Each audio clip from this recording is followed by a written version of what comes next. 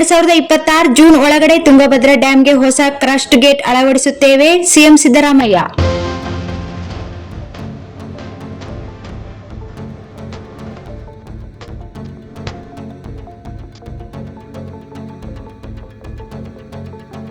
ಏನೇ ತೊಂದರೆಯಾದರೂ ಎಷ್ಟೇ ಖರ್ಚಾದರೂ ಸಹ ತುಂಗಭದ್ರಾ ಡ್ಯಾಂಗೆ ಬರುವ ಜೂನ್ ಒಳಗಡೆ ಹೊಸ ಕ್ರಸ್ಟ್ ಗೇಟ್ ಅಳವಡಿಸಿ ಮುಂದಿನ ಮುಂಗಾರು ಬೆಳೆಗೆ ನೀರು ಹರಿಸಿ ರೈತರಿಗೆ ನೀಡಿದ ಮಾತು ಉಳಿಸಿಕೊಳ್ಳುತ್ತೇವೆ ಎಂದು ಮುಖ್ಯಮಂತ್ರಿಗಳಾದ ಸಿದ್ದರಾಮಯ್ಯ ಅವರು ಹೇಳಿದರು. ತಾಲೂಕಾಡಳಿತ, ತಾಲೂಕ್ ಪಂಚಾಯತ್ ಹಾಗೂ ಧಾರ್ಮಿಕ ದತ್ತಿ ಇಲಾಖೆಯ ಅಂಬಾದೇವಿ ವ್ಯವಸ್ಥಾಪನಾ ಸಮಿತಿಯ ಆಶ್ರಯದಲ್ಲಿ ಸಿಂಧನೂರು ತಾಲೂಕಿನ ಅಂಬಾಮಠದ ಆವರಣದಲ್ಲಿ ಜನವರಿ 30ರಂದು ನಡೆದ ಅಂಬಾದೇವಿ ಮಹಾರಥೋತ್ಸವ ಮತ್ತು ಜಂಬೂ ಸವಾರಿಗೆ ಚಾಲನೆ ನೀಡಿ ಅವರು ಮಾತನಾಡಿದರು.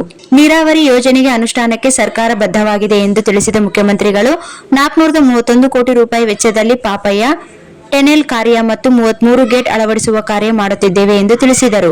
ಸಿಂಧನೂರು ಕ್ಷೇತ್ರದ ಅಭಿವೃದ್ಧಿಗಾಗಿ ರಾಜ್ಯ ಸರ್ಕಾರ ನೀಡಿದ ಅನುದಾನವನ್ನು ಶಾಸಕರಾದ ಹಂಪನಗೌಡ ಬಾದರ್ಲಿ ಅವರು ಸದ್ಬಳಕೆ ಮಾಡುತ್ತಿರುವುದು ಸಂತಸದ ಸಂಗತಿಯಾಗಿದೆ. ಸಿಂಧನೂರು ಕ್ಷೇತ್ರದ ಕುಡಿಯುವ ನೀರಿನ ಕೆರೆಗಳ ನಿರ್ಮಾಣ ಅಭಿವೃದ್ಧಿಗೆ 13.42 ಕೋಟಿ ರೂಪಾಯಿ, ಸಾಲಗುಂದ ಏತ ನೀರಾವರಿ ಯೋಜನೆಗೆ 71 ಕೋಟಿ ರೂಪಾಯಿ, ಒಳಬಳ್ಳಾರಿ ಏತ ನೀರಾವರಿ ಯೋಜನೆಗೆ 43.10 ಕೋಟಿ ರೂಪಾಯಿ, ಮುಳ್ಳೂರು ಗ್ರಾಮದ ಹತ್ತಿರ ಬ್ರಿಡ್ಜ್ ಕಮ್ ಬ್ಯಾರೇಜ್ ಯೋಜನೆಗೆ 29 ಕೋಟಿ ರೂಪಾಯಿ ವೆಚ್ಚ ಮಾಡಿ ಈ ಭಾಗದ ಅನ್ನದಾತರಿಗೆ ಅನುಕೂಲ ಕಲ್ಪಿಸುತ್ತಿದ್ದೇವೆ ಎಂದು ತಿಳಿಸಿದರು. 42 ಲಕ್ಷ ಹೆಕ್ಟೇರ್ ಪ್ರದೇಶಕ್ಕೆ ನೀರು ಹರಿಸುವ ಪ್ರಯತ್ನದಲ್ಲಿ ಈಗಾಗಲೇ 30 ಲಕ್ಷ ಪ್ರದೇಶಕ್ಕೆ ನೀರು ಕೊಟ್ಟಿದ್ದೇವೆ. ಉಳಿದ 12 ಲಕ್ಷ ಹೆಕ್ಟೇರ್ ಪ್ರದೇಶಕ್ಕೆ ಸಹ ನೀರು ಹರಿಸುವ ಕಾರ್ಯ ನಡೆಯುತ್ತಿದೆ ಎಂದು ತಿಳಿಸಿದರು. ರಾಜ್ಯ ಸರ್ಕಾರದ ಖಜಾನೆಯಲ್ಲಿ ಹಣ ಇಲ್ಲ ಎನ್ನುವುದು ಅಪ್ಪಟ ಸುಳ್ಳು. ನಾವು ಹಿಂದೆ ಬಿದ್ದಿಲ್ಲ. ಅಭಿವೃದ್ಧಿ ಕಾರ್ಯಗಳು ಹಾಗೂ ಗ್ಯಾರಂಟಿ ಯೋಜನೆಗಳ ಅನುಷ್ಠಾನ ಕಾರ್ಯ ಎರಡೂ ನಡೆಯುತ್ತಿವೆ.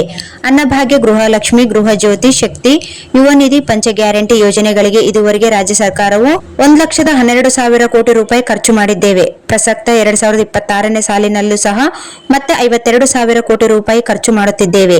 ಗ್ಯಾರಂಟಿ ಯೋಜನೆಗಳನ್ನು ಜಾರಿ ಮಾಡಿದ ಬಳಿಕ ತಲಾ ಆದಾಯದಲ್ಲಿ ಕರ್ನಾಟಕ ರಾಜ್ಯವು ಇಡೀ ದೇಶದಲ್ಲಿ ನಂಬರ್ 1 ಸ್ಥಾನದಲ್ಲಿದೆ. ನಾವು ನುಡಿದಂತೆ ನಡೆಯುತ್ತಿದ್ದೇವೆ, ಹೇಳಿದಂತೆ ಕೆಲಸ ಮಾಡುತ್ತೇವೆ. ರಾಯಚೂರು ಜಿಲ್ಲೆಯಲ್ಲಿ ಕೊನೆಯ ಭಾಗದ ರೈತರಿಗೆ ನೀರು ಕೊಡಲು ನಾವು ಬದ್ಧರಾಗಿದ್ದೇವೆ ಎಂದು ತಿಳಿಸಿದರು. ರಾಜಸ್ಥಾನ ರಾಜ್ಯ ಬಿಟ್ಟರೆ ಕರ್ನಾಟಕ ರಾಜ್ಯವು ಹೆಚ್ಚು ಒಣಭೂಮಿ ಇರುವ 2ನೇ ರಾಜ್ಯವಾಗಿದೆ. ಇದು ನಮ್ಮ ಗಮನಕ್ಕಿದೆ. ಈ ಕಾರಣದಿಂದಾಗಿ ಸಿಂಧನೂರು, ರಾಯಚೂರು ಸೇರಿದಂತೆ ಎಲ್ಲಾ ನೀರಾವರಿ ಯೋಜನೆಗಳ ಅನುಷ್ಠಾನಕ್ಕೆ ಒತ್ತು ನೀಡಿ ನೀರಾವರಿ ಪ್ರದೇಶದ ವಿಸ್ತೀರ್ಣಕ್ಕೆ, ಹಸಿರೀಕರಣಕ್ಕೆ ಒತ್ತು ಕೊಡುವ ಉದ್ದೇಶ ಹೊಂದಿದ್ದೇವೆ ಎಂದರು. ಕೃಷ್ಣಾ ಮೇಲ್ದಂಡೆ 3ನೇ ಹಂತದ ಯೋಜನೆಯ ಅನುಷ್ಠಾನಕ್ಕೆ ಕೇಂದ್ರ ಸರ್ಕಾರವು ಇದುವರೆಗೆ ಗೆಜೆಟ್ ನೋಟಿಫಿಕೇಶನ್ ಮಾಡುತ್ತಿಲ್ಲ. 172 ಟಿಎಂಸಿ ನೀರು ಬಳಸಿಕೊಳ್ಳಲು ಯಾವುದೇ ಅಭ್ಯಂತರ ಇಲ್ಲ ಎಂಬುದಾಗಿ 2013ರಲ್ಲಿಯೇ ನ್ಯಾಯ ನಮ್ಮ ಪರವಾಗಿದೆ ಎಂದು ತಿಳಿಸಿದರು.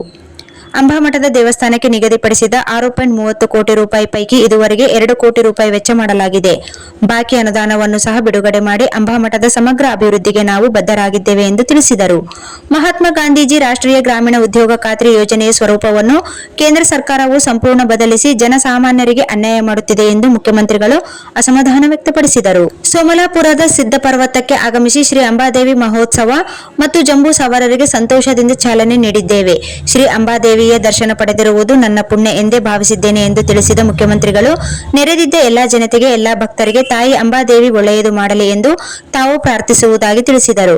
ಕರ್ನಾಟಕ ರಾಜ್ಯ ಮೂಲಸೌಕರ್ಯ ಅಭಿವೃದ್ಧಿ ನಿಗಮದ ಅಧ್ಯಕ್ಷರು ಆಗಿರುವ ಶಾಸಕರಾದ ಹಂಪನಗೌಡ ಬಾದರ್ಲಿ ಅವರು ಅಧ್ಯಕ್ಷತೆ ವಹಿಸಿದ್ದರು. ಸಮಾರಂಭದಲ್ಲಿ ಸಚಿವರಾದ ಸತೀಶ್ ಜಾರಕಿಹೊಳಿ, ರಾಮಲಿಂಗಾರೆಡ್ಡಿ, ಡಾ ಶರಣಪ್ರಕಾಶ್ ಪಾಟೀಲ್, ಶಿವರಾಜ್ ತಂಗಡಗಿ, ಸಾರಿಗೆ ಸಂಸ್ಥೆಯ ಅಧ್ಯಕ್ಷರಾದ ಅರುಣಕುಮಾರ್ ಪಾಟೀಲ್, ಸಂಸದರಾದ ರಾಜಶೇಖರ್ ಹಿಟ್ನಾಳ್, ಶಾಸಕರಾದ ಬಸನಗೌಡ ತುರ್ವಿಹಾಳ್, ಬಸನಗೌಡ ದದ್ದಲ್, ಬಿಎಂ ನಾಗರಾಜ್, ವಿಧಾನ ಪರಿಷತ್ ಶಾಸಕರಾದ ಎ ವಸಂತಕುಮಾರ್, ಬಸನಗೌಡ ಬಾದರ್ಲಿ, ಪ್ರಾದೇಶಿಕ ಆಯುಕ್ತರಾದ ಜಹೀರಾ ನಸೀಂ, ಜಿಲ್ಲಾಧಿಕಾರಿಗಳಾದ ನಿತೀಶ್ ಕೆ, ಎಸ್ಪಿ ಅರುಣಾಂಶುಗಿರಿ, ಕಲ್ಯಾಣ ಕರ್ನಾಟಕ ರಾಜ್ಯ ರಸ್ತೆ ಸಾರಿಗೆ ಸಂಸ್ಥೆಯ ವ್ಯವಸ್ಥಾಪಕ ನಿರ್ದೇಶಕರಾದ ಬಿ ಸುಶೀಲಾ, ಸಹಾಯಕ ಆಯುಕ್ತರಾದ ಬಸವಣ್ಣಪ್ಪ ಕಲ್ಶೆಟ್ಟಿ, ಸಿಂಧನೂರು ತಹಸೀಲ್ದಾರ್ ಅರುಣ್ ದೇಸಾಯಿ, ತಾಲೂಕ್ ಪಂಚಾಯಿತಿ ಇಇಒ ಚಂದ್ರಶೇಖರ್, ನಗರಾಭಿವೃದ್ಧಿ ಪ್ರಾಧಿಕಾರದ ಅಧ್ಯಕ್ಷರಾದ ವೆಂಕನಗೌಡ ಬಾದರ್ಲಿ, ಶ್ರೀ ಅಂಬಾದೇವಿ ವ್ಯವಸ್ಥಾಪನಾ ಸಮಿತಿಯ ಅಧ್ಯಕ್ಷರಾದ ರಂಗನಗೌಡ, ಸೋಮಲಾಪುರ ಗ್ರಾಮ ಪಂಚಾಯಿತಿ ಅಧ್ಯಕ್ಷೆ ರೇಣುಕಮ್ಮ, ಹುಸೇನಪ್ಪ ಮನ್ನಾಪುರ್, ಪಿಎಲ್ಡಿ ಬ್ಯಾಂಕ್ ಅಧ್ಯಕ್ಷ ಎಂ ದೊಡ್ಡಬಸವರಾಜ್, ಟಿಎಪಿಎಂಸಿ ಅಧ್ಯಕ್ಷ ಶರಣಪ್ಪ ರೆಡ್ಡೇರ್, ಸಿಂಧನೂರು ತಾಲೂಕ್ ಗ್ಯಾರಂಟಿ ಯೋಜನೆಗಳ ಅನುಷ್ಠಾನ ಸಮಿತಿಯ ಅಧ್ಯಕ್ಷ